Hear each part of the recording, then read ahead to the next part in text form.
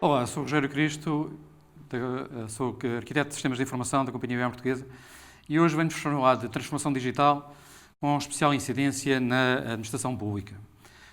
Quando falamos de transformação, falamos sempre de onde estamos e do processo que nos leva até onde queremos ir. E a percepção que existe hoje de onde estamos é que nós, enquanto cidadãos e enquanto colaboradores da administração pública, estamos afogados em burocracia e em papel.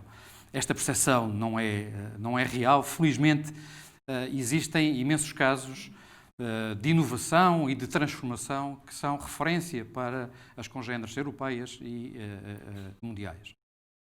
Aquilo que pretendemos e onde pretendemos chegar é a uma forma mais ágil, mais adequada às necessidades e à vivência atual do nosso interface, da nossa colaboração com a administração pública e com os serviços genéricos da administração pública. O caminho desta transformação é longo, existem entidades com vários, digamos, níveis de evolução neste caminho, desde o nível mais básico, em que a interação e a informação é fornecida quer pelo cidadão, quer pela administração pública presencialmente, até aquelas onde já se sofreu alguma modernização e onde existe um canal, um website, um portal, que permite a entrega e, digamos, de documentos, a obtenção de documentos, alguns pagamentos já não serem feitos apenas presencialmente. Houve outras organizações que já, digamos, sofreram um processo de optimização e, para além de presencial, além do canal presencial, além do canal web, do portal, têm também já disponibilidade de aplicações móveis e, eventualmente, de outros canais nos meios sociais e por aí adiante. O que isto implica é que estas mesmas organizações precisam de ter um único canal de comunicação, ou seja, uma forma única de responder da mesma forma e com as mesmas funcionalidades em todos estes canais. Isto implica já algumas transformações internas destes sistemas.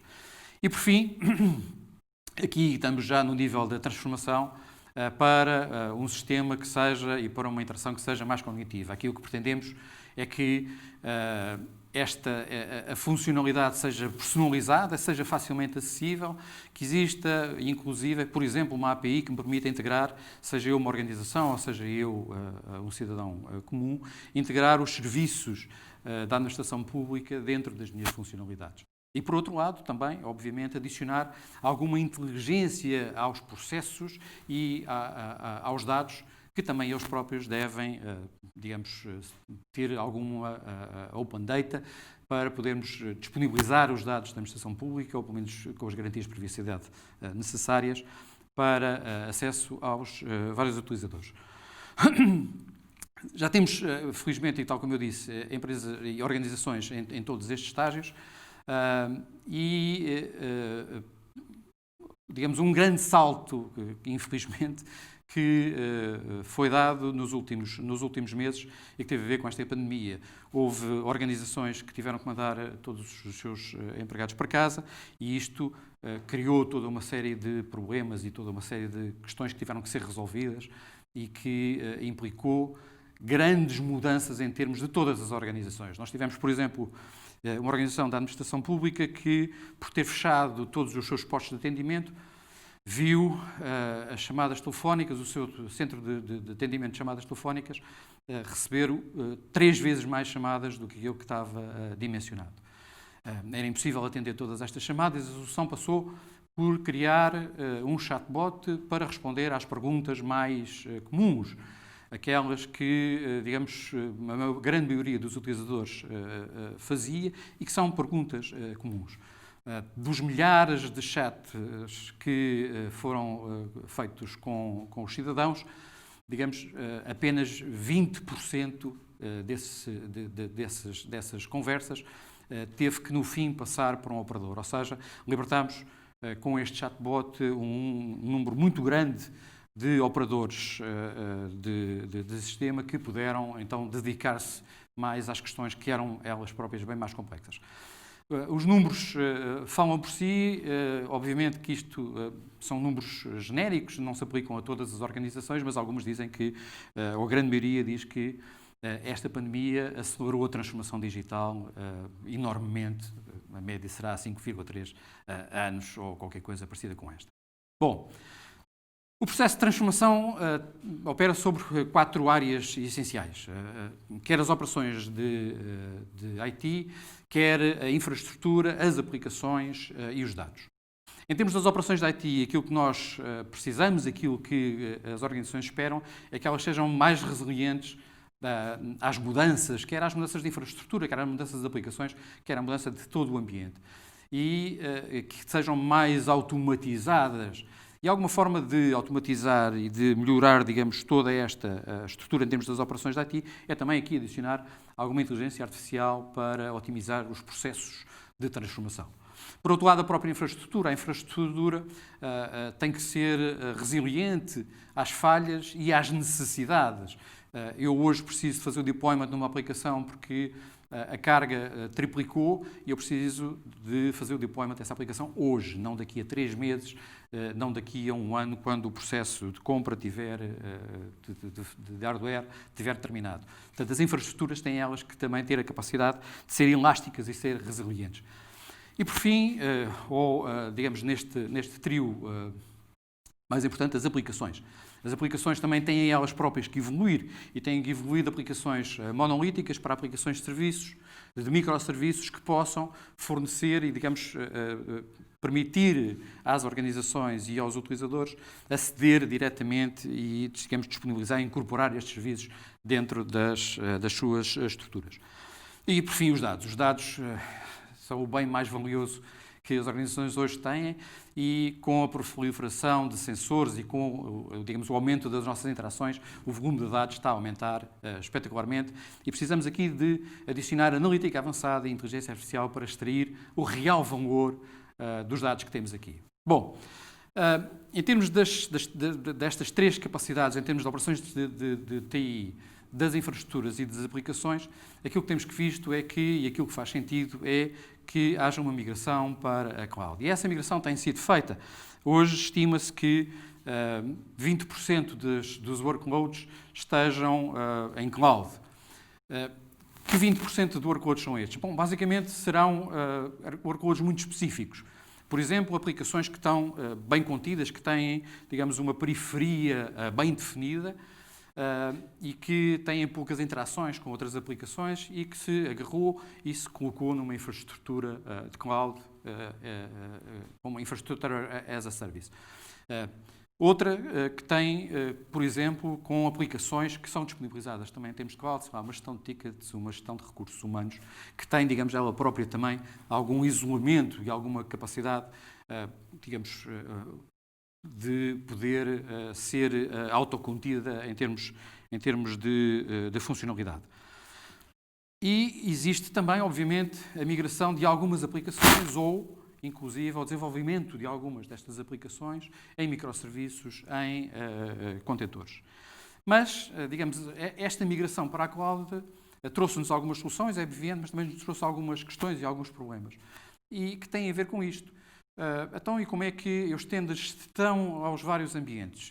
E como é que é a manutenção de cada um destes ambientes? E como é que eu estendo a segurança, a compliance? Como é que eu garanto a privacidade de dados em todos estes ambientes?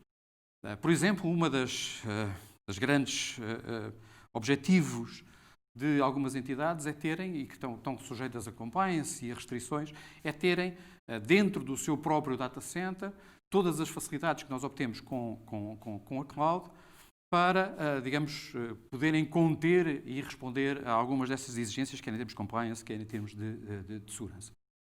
Bom, para responder a estas questões e garantindo, digamos, todas estas funcionalidades e todas estas capacidades, a resposta da IBM é a cloud híbrida e uma arquitetura.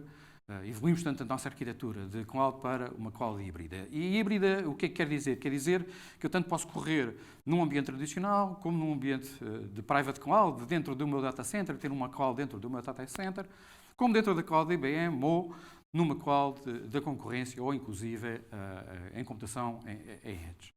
E como é que nós conseguimos isto? Bom, com uma plataforma, que é uma plataforma resiliente, é uma plataforma baseada em open source, que é o OpenShift da Red Hat. Portanto, a Red Hat disponibiliza esta plataforma, que é baseada em open source, mas que tem a robustez empresarial, okay? E que é desenhada, pensada e, digamos, colada para suportar as operações empresariais de grande escala.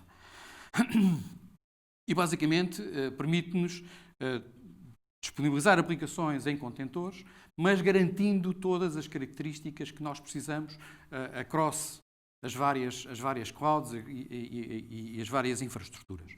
Bom, nós também dentro da IBM, obviamente, de alguma forma estamos a fazer esta contentorização e, digamos, a contentorização dos nossos produtos que está a correr e que podem correr em cima da plataforma OpenShift da Red Hat, é agrupada por, digamos, pilares, por grupos.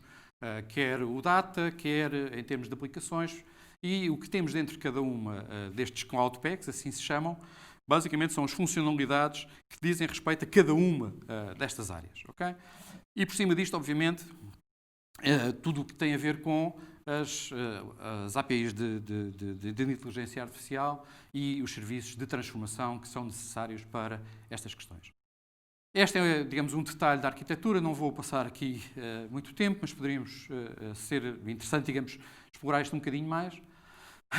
E em termos dos processos, o que nós também temos que começar a pensar é que, quer em termos dos dados, quer em termos dos processos, nós precisamos de integrar novas capacidades, todas as novas tecnologias que estão a aparecer, como o blockchain, como o IoT, como o 5G, que está aí já ao virar da esquina, como a própria inteligência artificial, e essa será, digamos, a forma a mais eficaz e a mais rápida de integrar neste momento. Não só dentro das aplicações, mas também dentro dos workflows aplicacionais.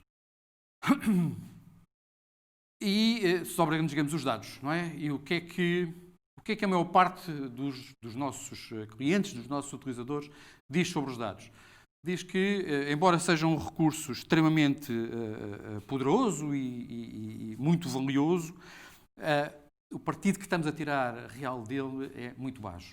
E é muito baixo por várias razões, e elas estão explicadas aqui. E, bom, então, o que é que nós precisamos para, digamos, reverter esta situação e tirar algum real partido dos dados?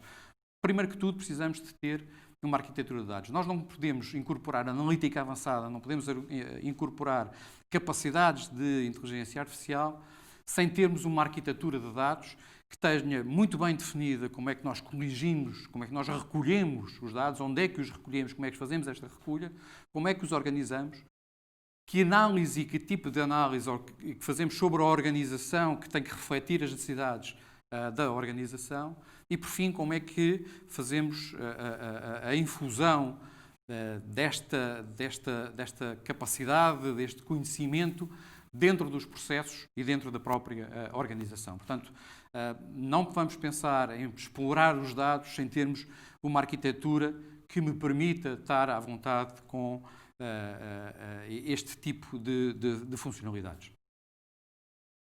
Bom, e quando falamos de inteligência artificial e quando falamos da incorporação da inteligência artificial, estamos a falar de um mundo vasto.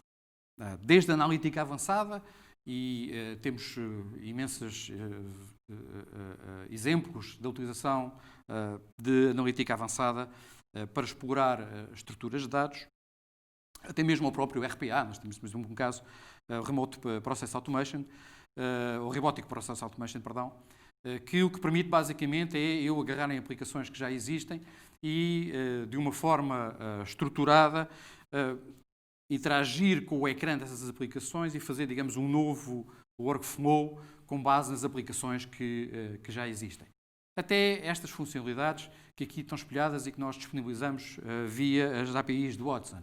Desde tudo o que é a classificação de linguagem natural, tudo o que é tratamento de linguagem natural, que engloba não só a classificação, mas também o entendimento, até ao discovery, que me permite a indexação de milhões de documentos, até, por exemplo, às capacidades de speech-to-text e text-to-speech, que me permite, por exemplo, que um chatbot consiga atender um telefone e responder a uma chamada. Bom, resumindo, o que as organizações nos pedem, basicamente, são estes 3 imperativos.